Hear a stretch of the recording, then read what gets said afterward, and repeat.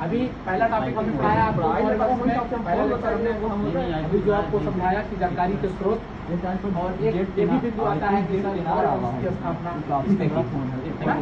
ये पूछा भी जाता है आपके एग्जाम में कि मौर्य वंश को स्थापित करने वाला कौन था, ये प्रश्न पूछता है। जानकारी के स्रोत हम दिखा दिए। दूसरा आपका महत्वपूर्ण बिंदु है जो मौर्य वंश जिसका टाइम पीरियड 322 से 185 BC तक था। इस वंश की स्थापना करने वाला आखिर वो कौन शासक था जिसने मौर्य वंश को आगे बढ़ाया।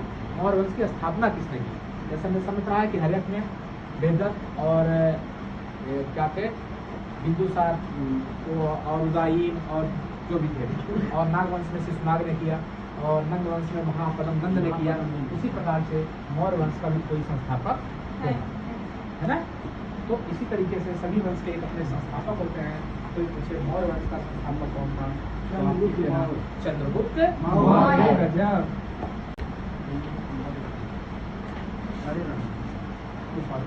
संस्थापक कौन था, चंद्रगुप्त मौर्य।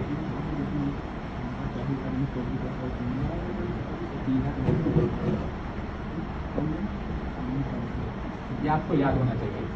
मौर्य वंश का संस्थापक कौन है, चंद्रगुप्त मौर्य। बेटा इसको देखो, मौर्य वंश की स्थापना, इनके संस्थापक का नाम है चंद्रगुप्त मौर्य। इसी मौर्य वंश को लाए थे।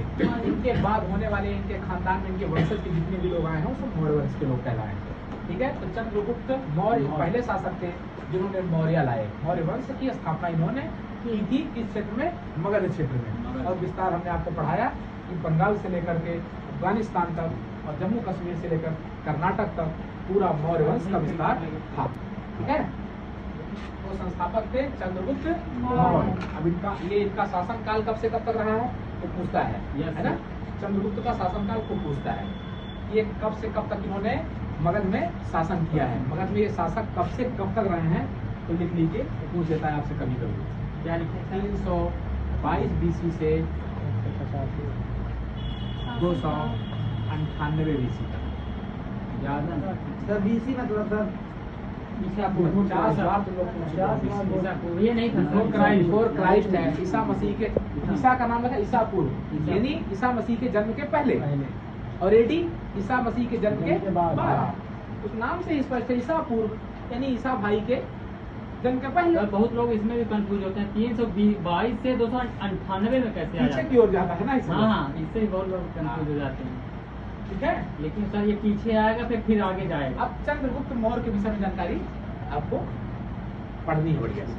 यह इनका चंद्रगुप्त मौर्य के विषय में ये कहा जाता है इनके नाम से। कुछ ग्रंथ हैं जैसे बौद्ध ग्रंथ है ना, जैन ग्रंथ, हिंदू धर्म के ग्रंथ, पुराण भी हमने कहा ना कि पुराणों से भी जानकारी हमको मौर्य की मिलती है। तो पुराण तो निश्चित रूप से हमारे हिंदू धर्म के ग्रंथ हैं, जिसको ब्राह्मण ग्रंथ भी कहा जाता है ना। बौद्ध ग्रंथ भी है। अंगुत्तर निकाय हमने पढ़ा था, भगवती सूत्र पढ़ा था जो कि जैन ग्रंथ था। अंगुत्तर निकाय बौद्ध ग्रंथ था। तो चंद्रगुप्त मौर्य के विषय में, जाति के विषय में विवाद है। कई इतिहासकारों में मतभेद है कि यह किस जाति के थे। जाति के विषय में आज तक बहस छिड़ी हुई है और आज तक एक मत कभी नहीं हो पाया। सबका मत अलग अलग रहा। कोई पूछे कि चंद्रगुप्त मौर्य किस जाति के थे, किस बिरादरी के थे, जाति के विषय में आज भी संशय है। और क्वेश्चन भी कई एग्जाम में पूछा जाता है, इसके अनुसार चंद्रगुप्त मौर्य किस जाति के थे, इनके अनुसार किस जाति के थे। जैसे मैंने तिब्बत वाले पढ़ाया था ना कि आर्य कहाँ से थे, सबका मत अलग अलग था, किसी का मत एक नहीं था। उसी प्रकार चंद्रगुप्त मौर्य के विषय में सही जानकारी के जाति के विषय में आज तक कोई ग्रंथ दे नहीं पाया, सभी ग्रंथों में अलग। तो आपको बता दे रहे हैं कि जैन ग्रंथ और बौद्ध ग्रंथ तो ऐसे ग्रंथ हैं जो चंद्रगुप्त मौर्य को क्षत्रिय बताते हैं। क्या बताते हैं, क्षत्रिय कुल के। जैन और बौद्ध ग्रंथ दोनों ग्रंथ ऐसे ग्रंथ हैं जो चंद्रगुप्त मौर्य को कहते हैं कि ये क्षत्रिय कुल के थे। और ब्राह्मण ग्रंथ एक ऐसा ग्रंथ है जो चंद्रगुप्त मौर्य को शूद्र बताता है। क्या बताता है, शूद्र बताता है। ब्राह्मण ग्रंथों में शूद्र जाति के, हाँ,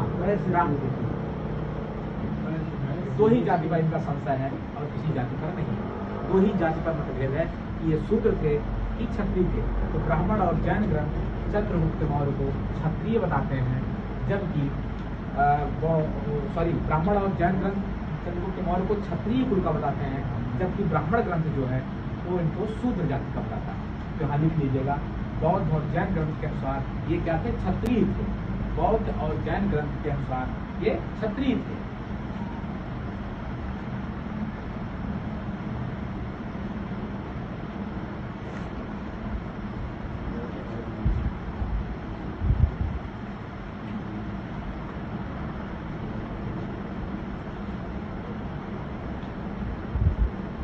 इन दोनों ग्रंथ के अनुसार चंद्रगुप्त क्षत्रिय थे। बौद्ध और जैन के अनुसार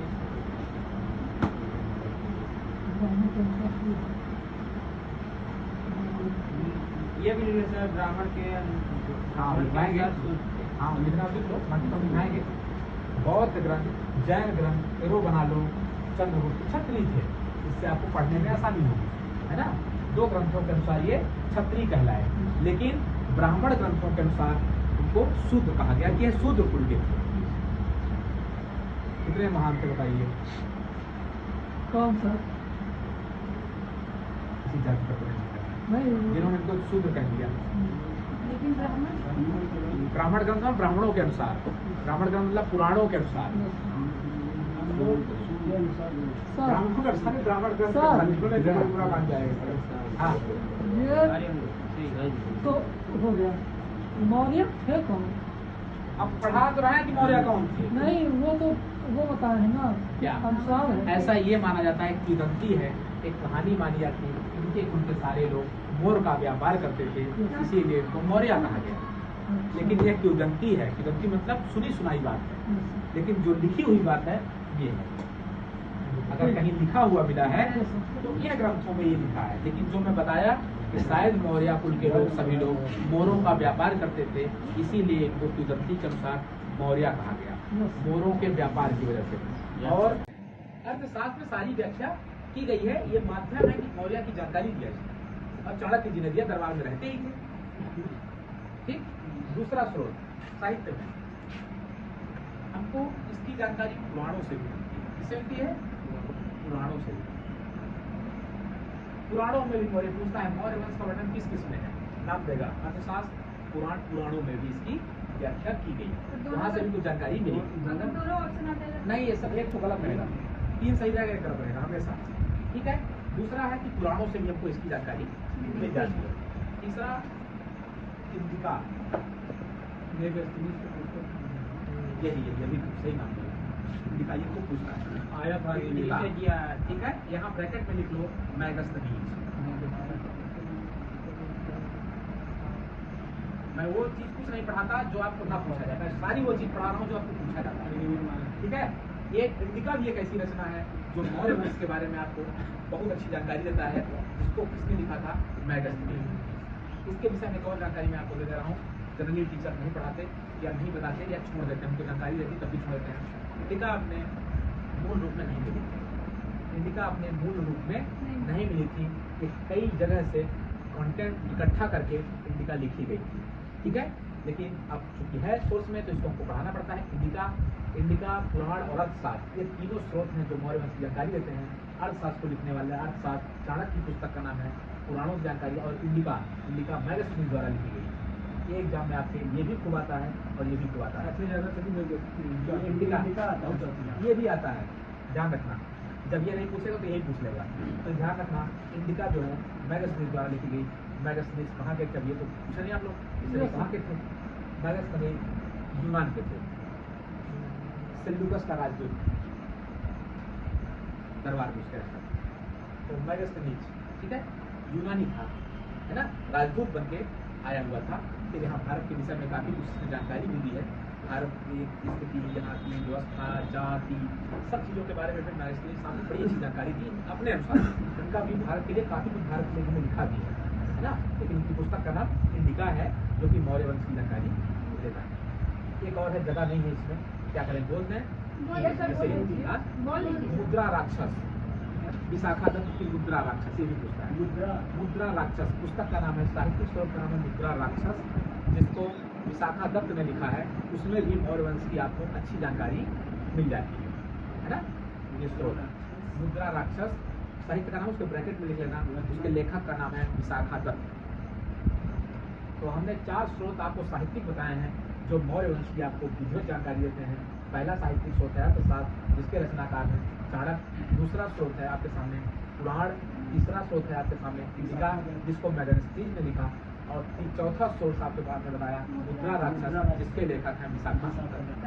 एक एग्जाम में खूब हिट पूछे गए, सारे ऐसे अच्छे एग्जाम हैं, सब में ये पूछे गए हैं। अब मैं आपको वही चीज पढ़ा रहा हूँ जो आपके एग्जाम में पूछे जाते हैं। आपने ट्राई भी किया कि सर हाँ तो पूछा गया था, आपने तुरंत हिट किया ना, पूछा गया था इसीलिए टकरा गया। सब में पूछा जाता है बेटा, सारे एग्जाम में जो भी एग्जाम आप देंगे, चपरासी से लेकर अधिकारी बनने के लिए ही पढ़ा रहा हूँ मैं। अगर चपरासी बनना हो तो सही, अधिकारी बनना हो तो भी सही, सबके लिए सब खुला मैदान है बिल्कुल इतिहास का। जी आप लोग वैसे ही पढ़िए, ठीक है? आनंद आया कि नहीं?